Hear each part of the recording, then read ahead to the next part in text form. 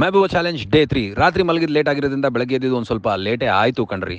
ಬೆಳಗ್ಗೆ ಎದ್ದು ಡೈರಿ ಬರೆದು ಕಾರ್ನ್ಫ್ಲೆಕ್ಸ್ ಇಂದು ನೀಟಾಗಿ ರೆಡಿಯಾಗಿ ಕಾರ್ ಹತ್ತಿ ಬೆಳ್ಳುಳ್ಳಿ ಕಬಾಬ್ ಚಂದ್ರು ಅವ್ರಿಗೆ ಫೋನ್ ಮಾಡಿದೆ. ವಿಷಯ ಏನಪ್ಪ ಅಂತಂದರೆ ಒಂದು ಹೊಸ ಕಬಾಬ್ ರೆಸಿಪಿ ಟ್ರೈ ಮಾಡಿದ್ದೀನಿ, ಬನ್ನಿ ಬಾಸ್ ಅಂತಂದರು.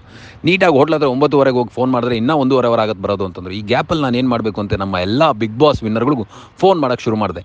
ಯಾಕೆಂದರೆ ಫೆಬ್ರವರಿ 24ನೇ ತಾರೀಕು ನಮ್ಮ ಮೆಹಬೂಬಾ ಟೀಸರ್ ರಿಲೀಸ್ ಆಗ್ತಿದೆ, ಎಲ್ಲದಕ್ಕೂ ಇನ್ವೈಟ್ ಮಾಡೋಣ ಅಂತ.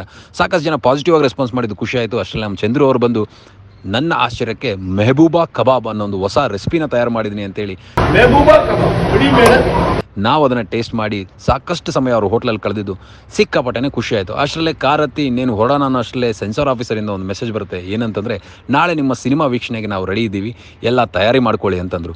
ಬ್ಯೂಟಿಫುಲ್ ಆಗಿ ಅದಕ್ಕೆ ಏನೇನು ಬೇಕೋ ಎಲ್ಲ ತಯಾರಿಗಳು ಮಾಡಿಕೊಂಡು ಮನೆಗೆ ಬರೋಷ್ಟಲೇ ನನ್ನ ದಿನ ಕಳೀತು ಕಣ್ರಿ. ನಾಳೆ ಸಿಗೋಣ ಮೆಹಬೂಬಾ ಚಾಲೆಂಜ್ ಡೇ 4ನಲ್ಲಿ. Thank you. ಜೈ ಹಿಂದ್, ಜೈ ಮೆಹಬೂಬಾ. ಹೃದಯದ ಪಾಡು ಹೇಗೆ ಹೇಳುವುದು